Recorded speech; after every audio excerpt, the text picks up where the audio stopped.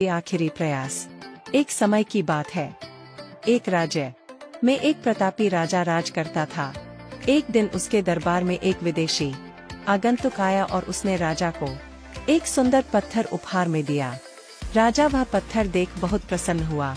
उसने उस पत्थर से भगवान विष्णु की प्रतिमा का निर्माण कर उसे राज्य के मंदिर में स्थापित करने का निर्णय लिया और प्रतिमा निर्माण का कार्य राज्य के महामंत्री को सौंप दिया। महामंत्री गांव के सर्वश्रेष्ठ मूर्तिकार के पास गया और उसे वह पत्थर देते हुए बोला, महाराज मंदिर में भगवान विष्णु की प्रतिमा स्थापित करना चाहते हैं। 7 दिवस के भीतर इस पत्थर से भगवान विष्णु की प्रतिमा तैयार कर राजमहल पहुंचा देना। इसके लिए तुम्हें 50 स्वर्ण मुद्राएं दी जाएंगी। 50 स्वर्ण मुद्राओं की बात सुनकर मूर्तिकार खुश हो गया और महामंत्री के जाने के उपरांत प्रतिमा का निर्माण कार्य प्रारंभ करने के उद्देश्य से अपने औजार निकाल लिए। अपने औजारों में से उसने एक हथौड़ा लिया और पत्थर तोड़ने के लिए उस पर हथौड़े से वार करने लगा, किंतु पत्थर जस का तस रहा। मूर्तिकार ने हथौड़े के कई बार पत्थर पर किए, किंतु पत्थर नहीं टूटा।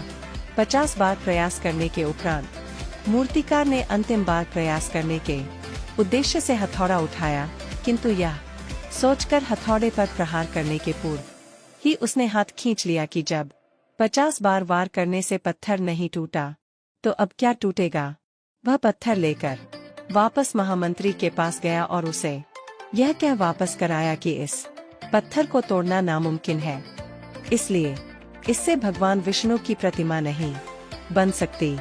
महामंत्री को राजा का आदेश हर स्थिति में पूर्ण करना था, इसलिए उसने भगवान विष्णु की प्रतिमा निर्मित करने का कार्य गांव के एक साधारण से मूर्तिकार को सौंप दिया।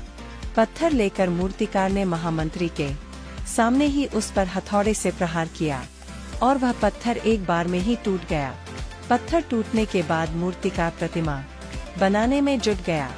इधर महामंत्री सोचने लगा कि काश पहले मूर्तिकार ने एक अंतिम प्रयास और किया होता तो सफल हो गया होता और 50 स्वर्ण मुद्राओं का हकदार बनता। सीख मित्रों, हम भी अपने जीवन में ऐसी परिस्थितियों से दो चार होते रहते हैं। कई बार किसी कार्य को करने के पूर्व या किसी समस्या के सामने आने पर उसका निराकरण करने के पूर्व ही हमारा आत्मविश्वास डगमगा जाता है और हम प्रयास किए बिना ही हार मान लेते हैं।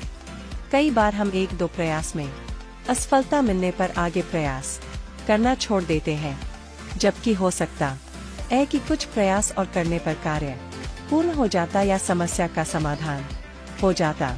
यदि जीवन में सफलता प्राप्त करनी है तो बार बार असफल होने पर भी तब तक प्रयास करना नहीं छोड़ना चाहिए जब तक सफलता नहीं मिल जाती। क्या पता जिस प्रयास को करने के पूर्व हम हाथ खींच ले वही हमारा अंतिम प्रयास हो और उसमें हमें कामयाबी प्राप्त हो जाए।